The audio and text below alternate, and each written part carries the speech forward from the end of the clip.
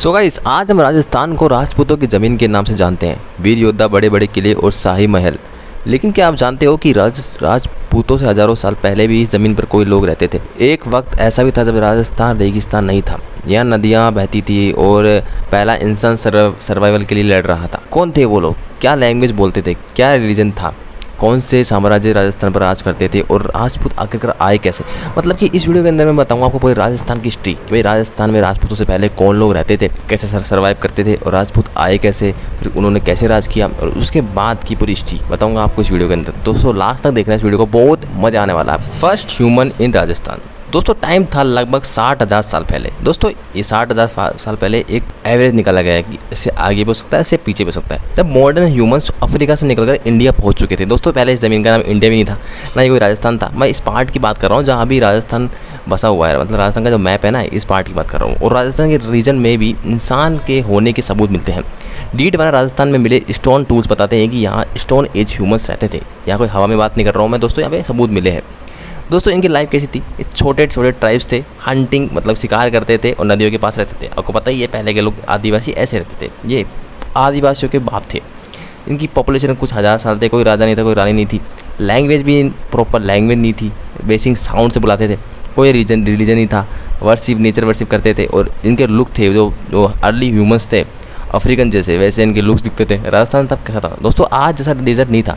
राजस्थान का डेजर्ट का पार्ट बहुत कम था, या यूँ कहें तो ना के बराबर था। पहले ग्रीनरी थी, पर धीरे धीरे समय के साथ यहाँ पर डेजर्ट आ गया। फिर दोस्तों 7000 BC से लेकर 3000 BC के बाद फार्मिंग रेवोल्यूशन होता है। हज़ारों साल तक इंसान शिकार करता था, पर धीरे धीरे उनको समझ में आता है कि भाई हमें कुछ करना है। इंडिया में भी यही होता है और राजस्थान में भी यही होता है। मतलब लोग कम थे, पर जिस पार्ट के अंदर रहते थे उस हिसाब से मैं बता रहा हूँ आपको। गाँव बसने लगते हैं, जानवर पालने लगते हैं और जो छोटे मोटे घरों में रहने लगते हैं। फिर दोस्तों असली शुरुआत, असली कहानियाँ, असली हिस्ट्री देखे पूरे ह्यूमन सिविलाइजेशन की यहीं से होती है। दोस्तों इंडस वैली सिविलाइजेशन 3000 BC के आसपास, मतलब कि आज से लगभग 5-6 हज़ार साल पहले इंडिया में एक एडवांस सिविलाइजेशन अपने पीक पर थी। इंडस वैली सिविलाइजेशन, या यूँ कहें कि हमारे जो हिंदुस्तानी सभ्यता है ना, उसकी सभ्यता शुरू से ही इंसानी सभ्यता इंडस वैली सिविलाइजेशन से शुरू होती है। और राजस्थान भी इसका इंपॉर्टेंट हिस्सा था। आपको पता ही है मैन स्टेट्स का कालीबंगा जो कि हनुमानगढ़ के अंदर है, वहाँ पे था। मतलब कि राजस्थान इस सभ्यता का पार्ट था। यहाँ की जो यहाँ पे कैसा सिस्टम था? प्लान सिटी थी, ड्रेनेज सिस्टम था, एडवांस सिस्टम था उस टाइम के हिसाब से। फार्मिंग एविडेंस मिले हैं, मतलब कि, और फायर के भी एविडेंस मिले हैं। पॉपुलेशन में कुछ हज़ारों में पॉपुलेशन थी इनकी। लैंग्वेज हड़प्पन स्क्रिप्ट थी और उस स्क्रिप्ट को आज तक भी कोई अपन जो है बोल नहीं पाए। मतलब वो लैंग्वेज थी, पर अभी तक हमें उसे पता नहीं लग पाया कि कौन सी लैंग्वेज है। ये भी नेचर की वर्शिप करते थे और कुछ धीरे धीरे कुछ मूर्तियाँ बनाते थे, पर इस टाइप की नहीं करते थे। और इंडिया में एडवांस अर्बन सिविलाइजेशन आने लग गया था। 1900 BC के बाद क्लाइमेट चेंज और नदियों के सूखने के वजह से इंडस वैली सिविलाइजेशन धीरे धीरे खत्म होने लगती है। ठीक है, फिर आता है सबसे बड़ा पीरियड दोस्तों, वैदिक पीरियड। यूँ कहें कि सारे स्क्रिप्चर्स जितने वेद पुराण है सब कुछ यहीं लिखे गए थे। महाभारत की गणना, रामायण की गणना अगर हम प्रूफ के हिसाब से जाएँ तो यहाँ पे लिखे गए थे। 1500 BC के आज से लेकर 600 BC तक ये वैदिक पीरियड चलता है। और जो अब आज का हम जो इंडिया देख रहे हैं वो वैदिक इंडिया ही है दोस्तों। वैदिक इंडिया में बहुत सारे चेंजेस आए हैं, बहुत सारे कल्चर इन्फ्लुएंस हुआ है, पर एक तरीके से जो मेन चीज़ है वो वैदिक इंडिया के ऊपर ही बना हुआ है। ठीक है, इंडस के बाद इंडिया में वैदिक पीरियड स्टार्ट होता है। दोस्तों राजस्थान था, राजस्थान का भी इसमें पार्ट आता है। विलेज ट्राइबल सोसाइटी होती है। और दोस्तों इनकी जो लैंग्वेज थी, अर्ली संस्कृति, और जो संस्कृति और ऊपर कास्ट के हम पहले के जो अपर के लोग थे, राजाओं के आसपास रहते थे, या फिर कहें कि सोसाइटी के बड़े हेड थे, जैसे आज के टाइम पे गवर्नमेंट है, वही लोग संस्कृत बोलते थे। और बाकी जो लोग थे वो अपनी खुद की लैंग्वेज धीरे धीरे उन्होंने इवॉल्व कर ली थी, उसे बोलते थे, जिसे आज के हम जो रीजनल लैंग्वेज कह सकते हैं वो थे। और अगर हम रीजन की बात करें तो इंद्र, अग्नि, वरुण इनकी पूजा करते थे। पहले हिंदुज़म भी इतनी तरीके से स्प्रेड नहीं हुआ था कि हिंदुज़म आ गया है। पहले इसका नाम वैदिक धर्म था, इसमें इंद्र, अग्नि और वरुण की पूजा होती थी और इसे ही वो सर्वश्रेष्ठ मानते थे। और जो अग्नि इकोनॉमी चलती थी दोस्तों गायों पर, पशुपालन पर और फार्मिंग पे। और ऋग्वेद का पीरियड था इस टाइम इंडिया में। और महाजनपद फिर शुरू होता है दोस्तों, महाजनपद पीरियड। ये वैदिक पीरियड का ही पार्ट था, 600 BC से लेकर 300 BC तक। यहाँ पर मतलब कि इसका एवोल्यूशन होता रहता है। जैसे जैसे समय बीतता है इंडिया में किंगडम्स उभरने लगते हैं। हम देश की बात करें इंडिया की, तो इंडिया का सबसे बड़ा किंगडम था होता है दोस्तों मगध एम्पायर। ठीक है, वो धीरे धीरे यहीं से सबसे बड़ा एम्पायर वही बनता है। पर हम राजस्थान की बात करें तो दोस्तों राजस्थान का सबसे बड़ा किंगडम होता है मत्स्य महाजनपद। दोस्तों मत्स्य महाजनपद अलवर, राजस्थान, जयपुर के रीजन को मिलकर बनता है। जो उसकी कैपिटल थी दोस्तों विराटनगर थी, जिसे आज का हम विराट कहते हैं। दोस्तों यहीं से कहा जाए तो यहीं से किंगशिप सिस्टम स्टार्ट होता है। इस टाइम तक सबसे बड़ा एम्पायर तो इंडिया में था मौर्य, मतलब कि मगध एम्पायर में नए नए आते लगे। पर जो राजस्थान का एम्पायर था वो था मत्स्य एम्पायर। ठीक है, और अब आपको आपने महाभारत के अंदर पढ़ा होगा कि महाभारत के अंदर अंग, मत्स्य, चेदी, कौशल बहुत सारे एम्पायर थे। वो इसी टाइम के आसपास की बात हो रही है, ठीक है, अगर हम पुराणों के हिसाब से चलें तो। फिर बुद्धिज़्म और जैनिज़्म दोनों ही राइज होते हैं इस टाइम, ठीक है। 2500 BC के अंदर बुद्धिज़्म जैनिज़्म दोनों स्टार्ट होता है। फिर मौर्य एम्पायर 322 BC से लेकर 185 BC तक मौर्य एम्पायर सबसे बड़ा एम्पायर होता है और वो पूरे ही इंडिया पे राज करता है। और राजस्थान भी इस टाइम इसका पार्ट था। और ऐसे नहीं और चंद्रगुप्त और अशोक ने राज किया था, और अशोक के टाइम में राजस्थान इसका पार्ट था। और क्योंकि यहाँ पे जो अशोक है, अशोक के अभिलेख हमें मिले हैं, इसलिए हमें पता है कि यहाँ पे अशोक ने राज किया था और डायरेक्ट उनका शासन था यहाँ पे। फिर इंडिया फर्स्ट सेंट्रलाइज एम्पायर बनता है और पार्ट्स हैं। फिर दोस्तों मौर्य एम्पायर खत्म होता है धीरे धीरे BC के अंदर। फिर हम सेंचुरी इसी में आ जाते हैं, मतलब कॉमन एरा के अंदर आ जाते हैं, ठीक है। फिर कॉमन एरा के बाद छोटे छोटे एम्पायर चल रहे होते हैं, शुंग वंश ये सब चलते रहते हैं, पर इतने बड़ा नहीं बन पाते हैं। पर गुप्ता एम्पायर होता है जो 3rd सेंचुरी से लेकर 6th सेंचुरी तक, मतलब 300 साल तक इंडिया का सबसे बड़ा एम्पायर बनता है। और हिंदू एम्पायर होता है, प्योर हिंदू एम्पायर होता है। क्योंकि मौर्य एम्पायर के अंदर तो हम तो बुद्ध और जैन इन सब का देखते हैं, पर जो हिंदू एम्पायर जो हम सब खाए तो गुप्ता एम्पायर सबसे बड़ा एम्पायर होता है। ये यूँ कहें कि 3rd सेंचुरी के आसपास इंडिया में गुप्ता एम्पायर राइज करता है। सबसे बड़ा मतलब सबसे बड़ी जो सोने की चिड़िया बनती है इस टाइम बनती है। और राजस्थान भी इसके अंदर आता है। और राजस्थान के अंदर इस टाइम मिक्स कंट्रोल होता है, लोकल रूलर होते हैं, गुप्ता इन्फ्लुएंस होता है। मतलब कि जो क्षत्रिय थे गुप्ता एम्पायर के क्षत्रिय यहाँ पर भी रूल करते हैं और लोकल रूलर्स यहाँ पे राज करते हैं। जो कि लैंग्वेज थी दोस्तों संस्कृत थी, जो कि बड़े लोग बोलते हैं, प्राकृत थी, जो कि रीजनल लैंग्वेज थी। जो टाइम तक राजस्थानी के बहुत सारी लैंग्वेज नहीं आई थी, पर जो रीजनल लैंग्वेज थी वो यहाँ पे चलती थी। दोस्तों अगर हम रिलीजन की बात करें तो दोस्तों हमें हिंदुज़म जो कि डोमिनेट था, और हिंदुज़म पूरे देश में डोमिनेट था। ये यूँ कहें कि इस टाइम बहुत सारे इन्वेजन भी हुए थे। आर्यभट्ट और बड़े बड़े जो साइंटिस्ट थे यहीं पर ही जन्मे थे। और उस टाइम बहुत सारी तरक्की हुई थी इंडिया की, सबसे बड़ा तरक्की इस टाइम हुई थी। फिर मुगल काल में हुई थी और अभी के इंडिया में भी हुई थी, ठीक है। फिर इकोनॉमी होती है, इकोनॉमी के चल रहे होते हैं तो ट्रेड पे इकोनॉमी होती है, मतलब ट्रेड एक दूसरे ट्रेड करते हैं। बड़ी बड़ी सभ्यताएं तो बाहर की थी उनसे ट्रेड होता है। आर्यभट्ट मैथ्स और साइंस इसमें ग्रोथ कर रहा था इंडिया, पर सब हाल कैसे होता है दोस्तों। फिर आता है हूण इन्वेंशन, इंटरनल वीकनेस। उसके मॉडर्न के टाइम पर तो ग्रीक्स और रोमन्स से अटैक किया था, बट इस टाइम आते हैं हूण्स। अब दोस्तों ये हूण्स क्या होते हैं। अब कुछ लोग कहते हैं कि जो अभी की जो जनजातियाँ थी, जैसे कि जाट हो गए, गुर्जर, जो कि ये थोड़ी ढंग से इनका बिहेवियर नहीं था, वही जनजाति जो हूण्स थी जो वहाँ से बाहर से आई थी। दोस्तों मैं ये नहीं कह रहा, दोस्तों मैं ये खुद नहीं कह रहा हूँ कि ये जनजाति से बाहर से आई थी, पर बहुत सारे जो इतिहासकार हैं जो कि इंडिया के हैं, बाहर के, ये बोलते हैं कि जो मिक्स हुआ था, क्योंकि यहाँ से बाहर से जो कुछ लोग आए थे वो यहाँ पे आके बाद में बस गए और फिर उन्होंने अपनी खुद की जाति निकाल दी, जाट, गुर्जर या कुछ खाए तो बहुत सारी जनजातियाँ पे मिक्स हो गई थी, ठीक है, जो अलग दिख जाते थे, ठीक है। तो इसलिए बोले हैं, तो मैं खुद से क्लेम नहीं कर रहा हूँ। तो दोस्तों हम वापस अपने टॉपिक पे आते हैं। तो भाई उनका इन्वेशन होने लग जाता है। फिर धीरे धीरे क्या होता है कि जो ये गुप्ता एम्पायर था धीरे धीरे उसका कोलैप्स होने लग जाता है। फिर होता क्या है, फिर 650 CE से लेकर 1000 CE तक सेंचुरी तक, मतलब 6th सेंचुरी से लेकर 10th सेंचुरी तक गुर्जर प्रतिहार एम्पायर चलता है दोस्तों।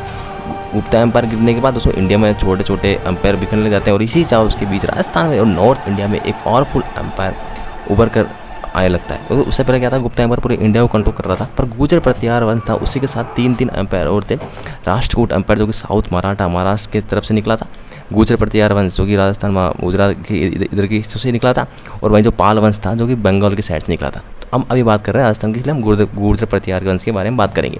दोस्तों गुर्जर प्रतिहार वंश जिनके सबसे बड़े पावरफुल किंग थे मिहिर भोज, ठीक है, सबसे पावरफुल किंग थे। अब इनको जो क्लेम करते हैं गुर्जर राजपूत दोनों क्लेम करते हैं, बट ये सबसे बड़े पावरफुल किंग थे।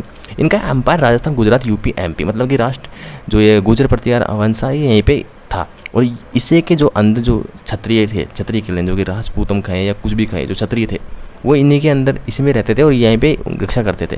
ये तीनों एक साथ आपस में लड़ते रहते थे, और साथ ही साथ जो बाहर के आक्रमणकारी थे उनसे भी लड़ते रहते थे, जैसे अरब आए, ये सब आए, उनसे भी लड़ते रहते थे। ये कहीं छोटे मोटे अंदर के जो राजपूत थे जो कि एक इसके अंदर रहते थे, वो सब लड़ते थे उन लोगों से। और जो अभी इस टाइम की अगर हम लैंग्वेज की बात करें दोस्तों, संस्कृत यहाँ की पावरफुल लैंग्वेज अभी बनी हुई थी, और जो कि अभी तक हिंदी का आविष्कार तो हुआ नहीं था, तो संस्कृत थी। और अपभ्रंश मतलब कि जो यहाँ की जो रीजनल लैंग्वेज थी वो यहाँ पे लोग बोलते थे। रिलीजन यहाँ पे हिंदुज़म और जैनिज़्म था, राजस्थान की बात कर रहा हूँ मैं।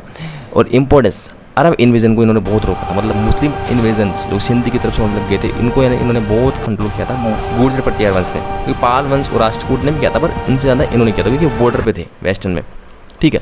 अब दोस्तों यहीं से क्या होता है, फिर प्रतिहार एम्पायर के टूटने के बाद राजस्थान में राजपूत क्लैंस पावरफुल होने लगती है। दोस्तों यह कहेंगे 9th सेंचुरी के आसपास जो प्रतिहार वंश था जो कि राजपूतों का ही वंश था, वो धीरे धीरे टूट जाता है और अपने अलग अलग एम्पायर बनाने लग जाता है, जिनमें से निकलते हैं चौहान, सिसोदिया, राठौड़ और कछवाहा। ये 4 क्लैन थी जो राष्ट्रकूट एम्पायर के अंदर आती थी, पर टूट के अलग अलग अपना खुद का ही जो इनके सरदार थे ये खुद बनाने लग जाते हैं कि हमारा अलग अलग होगा। फिर दोस्तों यहीं से ही राजस्थान का जो असली कल्चर है, या यूँ कहें कि राजपूती कल्चर, पूरा राजस्थान का कल्चर है, वो यहीं से ही उभर के आ जाता है। ठीक है, अब यहाँ पे लैंग्वेज अर्ली राजस्थानी लैंग्वेज आने लग जाती है। रिलीजन यहाँ पे हिंदुज़म डोमिनेट हो जाता है। फिर पृथ्वीराज चौहान की हम कहानी सुनते हैं कि शुरू से, और वो पृथ्वीराज चौहान सबसे पावरफुल और फर्स्ट किंग थे राजपूतों के, जो सबसे बड़े फेमस हुए थे 1178 में, और 1192 तक इनकी जीवनी थी। चौहान डायनेस्टी का सबसे फेमस नाम था पृथ्वीराज चौहान। और इंडिया राजपूत किंगडम डिवाइड होता है, इस्लामिक इन्वेजन को रोकते हैं। अब इनकी पहली लड़ाई होती है 1191 में, पृथ्वीराज जीत जाते हैं, मोहम्मद गोरी से होती है। फिर 1192 में मोहम्मद गोरी वापस आता है और मोहम्मद गोरी उसके अंदर जीत जाता है। दोस्तों ये कहानी पृथ्वीराज चौहान की थी। 7वीं सेंचुरी से लेकर 11वीं सेंचुरी तक जिन मुस्लिमों को अंदर आने नहीं दिया था, जैसे पृथ्वीराज चौहान हारते हैं, सारे जो मुस्लिम्स हैं वो अंदर आ जाते हैं। और यहीं से ही जो इंडिया की हिस्ट्री है, जो पैरेलल है राजपूतों की हिस्ट्री की, मतलब कि जहाँ पर राजपूत हारते हैं, वैसे ही इंडिया के अंदर दिल्ली सल्तनत कदम बढ़ा लेती है, दिल्ली सल्तनत आ जाती है। दिल्ली सल्तनत के अंदर वो पावरफुल यही पता है आपको, यही रूल करते हैं। और फिर इंडिया में जो दिल्ली है उस पर राज होता है दिल्ली सल्तनत का। दिल्ली सल्तनत राज करती है 15वीं सेंचुरी तक, बिफोर मुगल तक। पर अब इस वक्त राजस्थान में क्या होता है दोस्तों, राजस्थान के अंदर में डिफरेंट राजवंश उभरते हैं। पर दिल्ली सल्तनत लड़ने के लिए 12वीं सेंचुरी के अंदर मेवाड़ राइज होता है, और दिल्ली सल्तनत पावरफुल हो चुकी थी, लेकिन राजस्थान पूरी तरीके से झुका नहीं था, क्योंकि अरावली की पहाड़ों में मेवाड़ राइज कर रहा था। अब जिसकी कैपिटल दोस्तों चित्तौड़गढ़ इसकी कैपिटल थी। रिलीजन जो एक लिंग जी को मानते थे, मतलब हिंदूज थे, वो इनका कल्चर था। तलवार की पूजा करते हैं। राणा सांगा जो कि सिसोदिया वंश के सबसे बड़े राणा थे, वो होते हैं 15वीं सेंचुरी के अंदर। और इनका एक वॉरियर था जिसका शरीर पर बहुत सारे घाव थे, लेकिन हौसले कभी नहीं टूटे। और जिनकी लड़ाई भी होती है, खानवा का युद्ध बाबर में जीत जाता है, और मुगल एम्पायर वहीं से स्ट्रॉन्ग हो जाता है। महाराणा प्रताप की कहानी भी सुनी होगी आपके अंदर। महाराणा प्रताप, मतलब हम यहाँ पे राजस्थान की बात कर रहे हैं, इसलिए हम राजपूतों के बारे में बात करना है, क्योंकि राजपूतों से हिस्ट्री राजस्थान की है। हमने पहले भी हिस्ट्री की और हम अभी की हिस्ट्री कर रहे हैं, तो हम इन सबका नाम ले रहे हैं। महाराणा प्रताप सब पावरफुल राजा थे राजस्थान के। मेवाड़ की रवीन पर जन्म होता है, और राजस्थान के सबसे लेजेंडरी वॉरियर थे। आपको इनके बारे में पता ही है, तो हम आपको ज़्यादा डिटेल के अंदर बताऊंगा नहीं। इंडिया इस टाइम इंडिया में अकबर का राज था, और फिर हल्दी घाटी होती है, उसके बारे में आपको पता ही है, इसके बारे में ज़्यादा बताऊंगा नहीं। मुगल पीरियड चलता रहता है 15वीं सेंचुरी से लेकर 17वीं सेंचुरी तक। पर धीरे धीरे पूरा राजस्थान मुगलों के पार्ट के अंदर आता तो नहीं है, मतलब थोड़ा पार्ट मुगलों के अंदर होता है, और कुछ लोग मुगलों से लड़ते रहते हैं। इनके अंदर महाराणा प्रताप भी है। ये हम दोस्तों मुगलों के बात की, और मुगलों के बीच की, मुगलों के टाइम की बात कर रहे हैं, ठीक है। अब इसके अंदर क्या होता है दोस्तों, पर्शियन लैंग्वेज आ जाती है, और वहीं से धीरे धीरे जो मॉडर्न हिंदी है उसका भी आविष्कार होता है। पर्शियंस और संस्कृत मिलके मॉडर्न हिंदी का आविष्कार धीरे धीरे होने लग जाता है। उर्दू भी यहीं इसी टाइम आने लग जाती है। फिर राजस्थानी डायलेक्ट चलती है, रीजन हिंदू था जैन आता है, और मुस्लिम्स भी राजस्थान के अंदर एंटर हो जाते हैं।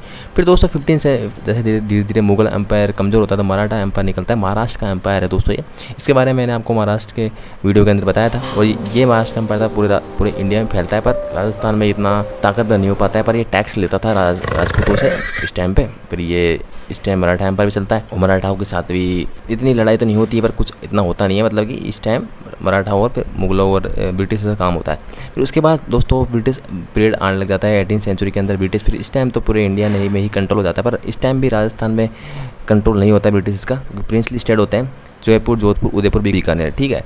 और इस टाइम अंग्रेज़ों का डायरेक्ट शासन यहाँ पे नहीं थे। राजपूत यहाँ पे राजपूत जो राजस्थान में राज करते थे। फिर धीरे धीरे आज़ादी होती है, आज़ादी में राजपूतों ने बहुत योगदान दिया था, और राजस्थान को फॉर्म किया जाता है, और चारों जो प्रिंसली स्टेट थे उनको मिलाया जाता है। फिर इससे आज का जो मॉडर्न राजस्थान है वो तैयार होता है। फिर ठीक है, फिर जो अभी का राजस्थान की हम बात करें दोस्तों, फिर वहाँ से फिर बहुत सारे तरह काम होते हैं। और अभी के टाइम पे दोस्तों अभी राजस्थान की पॉपुलेशन की बात करें तो दोस्तों 8 से 8.5 करोड़ पॉपुलेशन राजस्थान की है अभी की बात कर रहा हूँ मैं। जो अभी रिलीजन की बात करें तो मेजोरिटी रिलीजन यहाँ पे हिंदुज़म है। हिंदू यहाँ पे 88% है, 9% मुस्लिम्स है, और 1% जैन और बाकी सिख भी हैं। लैंग्वेज की बात करें दोस्तों हिंदी, मारवाड़ी, मेवाड़ी, शेखावाटी, रीजनल लैंग्वेज मेवाती हो गई, बहुत सारी हो गई, ढूंढाड़ी हो गई, बाकी सब लैंग्वेज चलती है। अगर हम इकोनॉमी की बात करें तो टूरिज्म, माइनिंग, एग्रीकल्चर, अभी जयपुर भी IIT हब बनने जा रहा है धीरे धीरे। तो ये ऐसे बूम हो रही है। अगर GDP की बात करें तो इंडिया के टॉप स्टेट इकोनॉमिक्स में आती है, और टॉप 6-7 नंबर पे राजस्थान का हाथ है। 225 से 30 बिलियन डॉलर की इकोनॉमी अभी है, GDP है राजस्थान की अभी। दोस्तों अगर हम बात करें राजस्थान के बारे में तो दोस्तों अभी हमने राजस्थान का पूरा इतिहास जाना, और इस इतिहास में राजपूत नहीं है ना, तो भाई राजस्थान का इतिहास कुछ नहीं है। ये आपको इस वीडियो के अंदर पता लग गया होगा कि मतलब राजपूतों से ही इसका हिस्ट्री है। बहुत सारे योद्धा थे इसके अंदर, सूरजमल जाट थे, पर जो मेजोरिटी जो हिस्ट्री है राजपूतों से ही है राजस्थान की। उससे पहले के भी राष्ट्रकूट एम्पायर, बहुत सारे एम्पायर यहाँ पे थे, पर वो भी क्षत्रिय धर्म थे की रक्षा कर रहे थे, और ऐसे करके पूरा राजस्थान की दोस्तों ये हिस्ट्री है। दोस्तों ये बहुत बड़ी वीडियो है, इसके अंदर अपन पूरी तो नहीं बता सकते कि अंदर डिटेल में, पर जो भी जितनी भी आपको मैंने बताई है ना वो पूरी सही हिस्ट्री है दोस्तों।